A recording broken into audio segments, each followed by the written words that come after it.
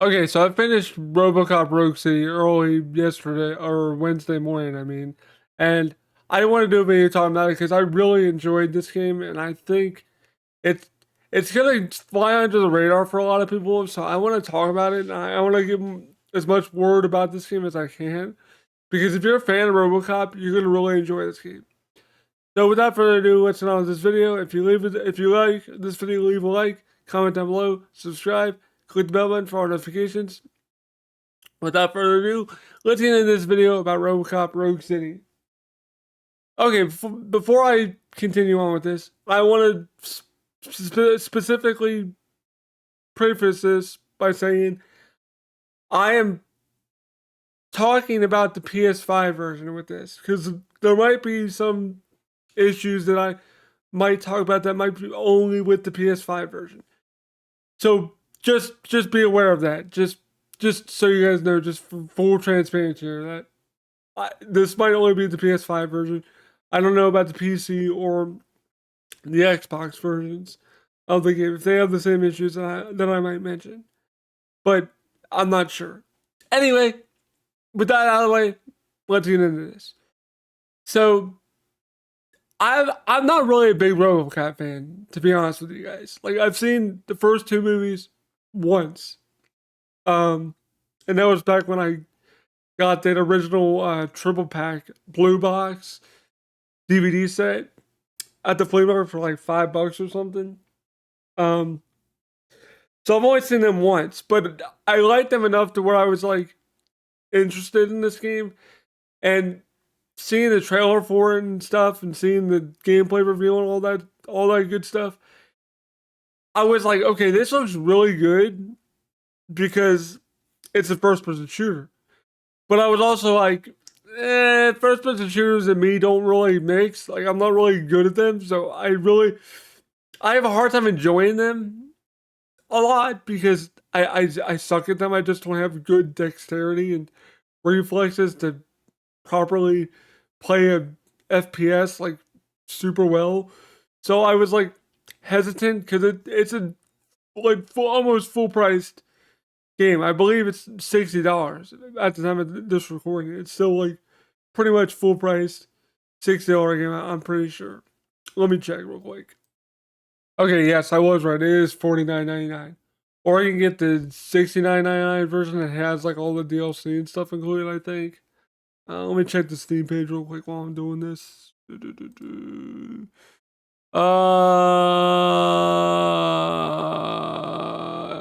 doesn't say what the Alex Murphy edition has, but now it's $59.99. I think they dropped it down. I think that because when that version originally released, it was like week early access if you bought that version, but that was only digitally, so that's why I didn't buy it that way. I bought the physical disc on PS5. So yeah. Anyway, don't care. Anyway, without dilly dallying too much more about price and that. So basically, it's a $50 game. So I was kind of hesitant, but I was like, you know what? I'll just jump in on it.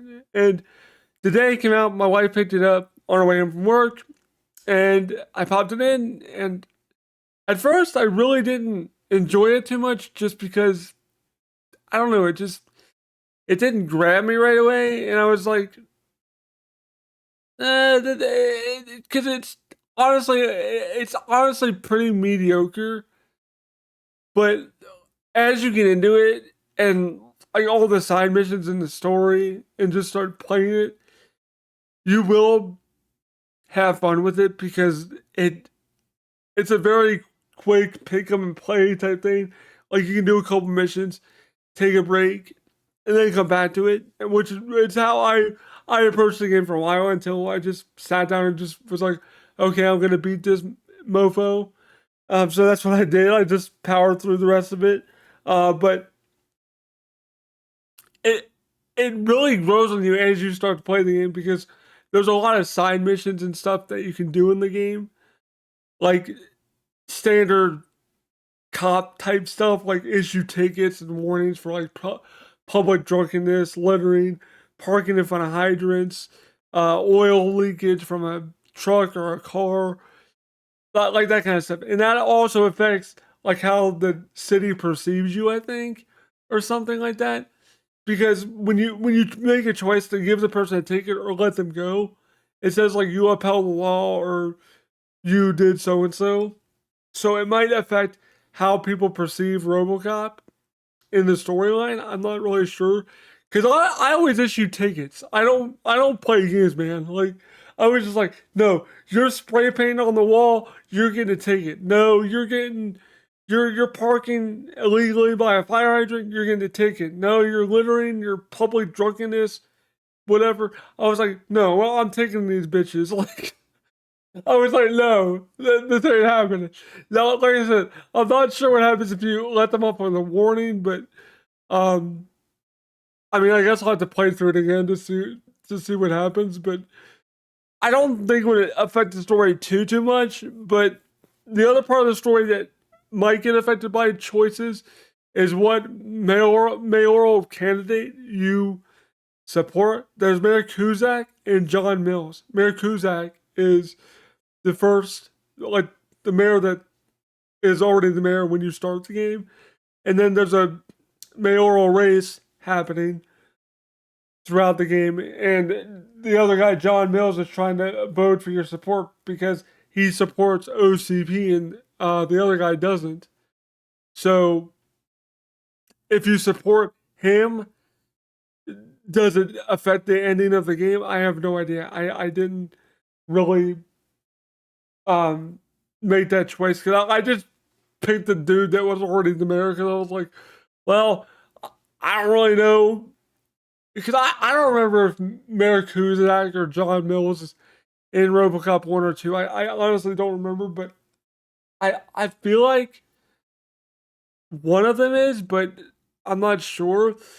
So I just picked the dude that was already the mayor. I was like, whatever, I'll just pick that guy because it probably doesn't affect the story that much. But now that I beat the game and saw the way the story ended when I picked him, I'm kind of curious how it's gonna end if you pick the other guy. I don't want to spoil the ending, but it's it's kind of meh when you pick the current running mayor. Like it's just like, should I pick the other guy? You guys will see if you play through it and beat the game. I don't want to spoil it because if you haven't played the game, I don't want to spoil the story because it's actually a pretty cool story. Um, but the really cool thing about this game is they actually got Peter Weller, RoboCop, to do the voice work. Now I wish they would have got the person that played Ann Lewis and maybe some of the other people that were in the first movie or the second movie back for this game, but maybe they couldn't, or maybe they couldn't do it. Because honestly, guys, like I said, I'm not sure what characters besides Ann Lewis and RoboCop were actually in the first and second movies. I know there's probably more characters from the first movie that are in there, like in the precinct and stuff, maybe. But there is a character referenced in the first movie that you basically have to deal with a relative of them or something. I think they're a relative or something. They're somehow related to somebody in the movie. So it's pretty imperative to watch the movie before you play this game if you don't know the atmosphere and the lore and the 80s vibe of RoboCop. Because it came out in the 1980s. If you don't know, I think it was 87 or 88 or something like that. The first movie came out in, I think. So the game does have that really neon 80s vibe to it. And some of the music in the game, like from like the torch heads, the gang members, like the I forget the name of this song. It's something nuke. It deals with the drugs that are prevalent in the game. And I forget what it's called, but it's a pretty bopping tune though. I was like, and I don't even like that kind of music, but the guitar riff is really cool in it.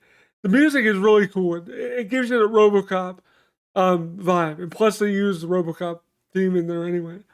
So the fact that they got Peter Weller to do it is pretty cool because I feel like without that, it wouldn't be as charming and it wouldn't be getting talked about as much because Peter Weller is Robocop, in my opinion. Like, when you think of him, you think of Robocop. Now, me, I also think of Star Trek Enterprise as well, because he played a villain in that show.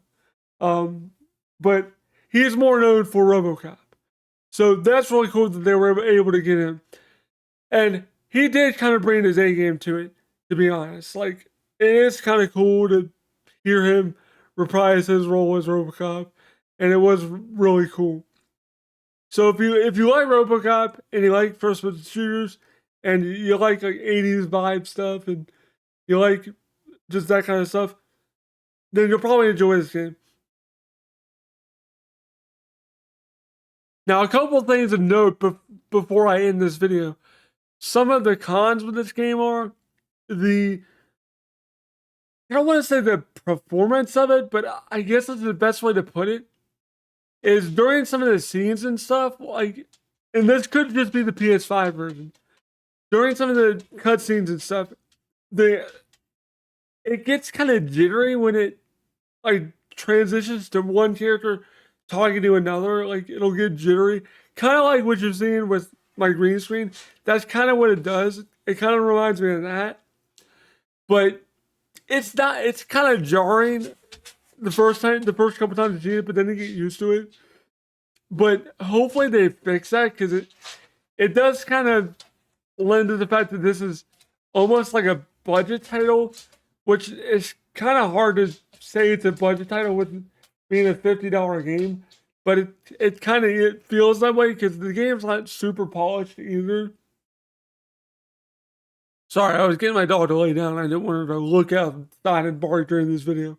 But yeah, it's not like a super polished game or nothing, but it is a really fun game. And I know the studio behind it has made some like stinkers in the past, but this is actually getting pretty well received by critics and like fans and just average people like me. So like it does have that fairly budgety feel to it, but it also does have its charm. Now, like I said, there is performance issues, but there's also a performance mode and a quality mode.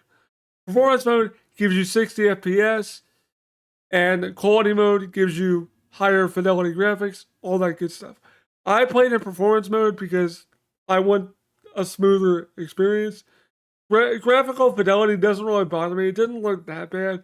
It looked like maybe like PS4 type of graphics, but it wasn't. The bump up in quality with quality mode wasn't like crazy, like noticeable. So that's why I left it on performance mode, because I'd rather have frame rates than like quality in the graphics. But if that's your thing, the choice is there to do that. Now, another minor gripe with the game itself, with how the game works, is the save system. Now, a lot of games let you save whenever you want. Like, just pause the game and click save game, and then there you go. This game, however... I had another dog in my mouth. This game, however, doesn't let you do that. It just auto-saves kind of whenever. I'm not really sure when it decides to auto-save your game for you. It seems like when you start a side mission or start a new area or something, that's when it saves. But I wish it was like you could save whenever you want, because let's say you want to give someone a ticket and see what it does, or not give someone a ticket and see what it does. You can't do that unless you reload an old autosave, and then you have to walk all the way back there, and you have to get it to trigger or whatever, and all that stuff. It's just kind of annoying. I think it would be better if it had an actual save feature that you can actually control when to save it. Now that's something they could patch in, I guess, but I don't see them doing it because it's not a huge deal. I just wish you could save to your leisure and your liking, but you can't, and that's kind of annoying. But what another cool thing about the game I forgot to mention, I meant to mention this earlier, but the skill system, the skill point system, and the skill tree type system in the game. The skill point system is like you run the mill, you do certain things, you get more experience points, you get up to 1,000 points, you get a skill point to up your armor, your vitality, your focus, your whatever. Different stat points that Robocop has. The more you do one stat, the better that stat gets. It's basically run of the mill stat booster stuff. Now the other skill tree aspect of the game comes in the form of these PCB boards that you can pick up in the game. And the game gives you one for free basically, but after that point you really have to like be looking for them. So you really want to look around and like do due diligence when trying to like find these boards because they do help out.